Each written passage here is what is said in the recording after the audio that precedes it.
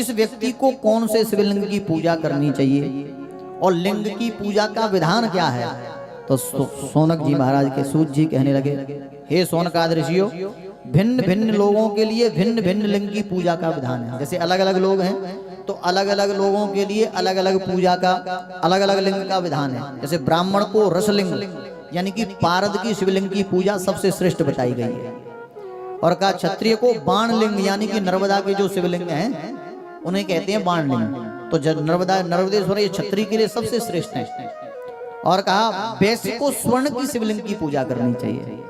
और कहा शूद्र को शिलालिंग यानी कि कोई भी शिला से जो पत्थर आता है उसकी जो शिवलिंग बनती है उसकी पूजा करनी चाहिए। और कहा स्त्री के लिए सबसे श्रेष्ठ है पार्थिव शिवलिंग। स्त्री अगर पार्थिव शिवलिंग बना करके पूजा करती है तो उसको वो सभी फलों की प्राप्ति करा देती है। स्त्रीणाम तो पार्थिवम लिंगम विरक्ताम च तथात्मकम। तो स्त्री के लिए पार्थिव शिवलिंग बताया गया है। और का विरक्त और विधवा को क्या करना चाहिए। जैसे कोई साधु महात्मा है या कोई वैदव्य स्त्री है उसको कौन से शिवलिंग की पूजा करनी चाहिए। तो लिखा है रसलिंग यानी कि पारद शिवलिंग की पूजा करनी चाहिए। विरक्त को पारद की करना चाहिए और विधवा स्त्री को स्फटिक शिवलिंग की पूजा करनी चाहिए। अच्छा एक बात और है, ये जो बाण लिंग होता है बाण लिंग कहते हैं नर्मदेश्वर को और रसलिंग कहते हैं स्फटिक लिंग। और बाण स्फटिक एक हीरा की तरह होता है, एक नग है। तो स्फटिक की शिवलिंग और नर्मदेश्वर की शिवलिंग की पूजा का अधिकार सबको है।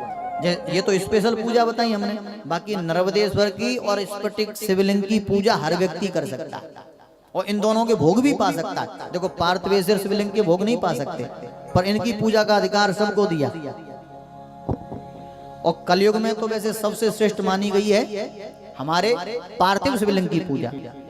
स्पष्ट श्लोक आता है सतयुग में जैसे देवों में महेश्वर, देवताओं में कौन श्रेष्ठ है भगवान शंकर, और नदियों में गंगा, और मंत्रों में प्रणव मंत्र जैसे ओम है ओम नमः शिवाय ये सबसे श्रेष्ठ है। और जैसे पुरियों में तीर्थों में कौन सी पुरी श्रेष्ठ है काशीपुरी। जैसे व्रतों में शिवरात्रि व्रत श्रेष्ठ है, जैसे देवियों में उमा देवी श्रेष्ठ हैं, वैसे ही लिंगों में पार्थिव शिवलिंग सबसे ज्यादा श्रेष्ठ है।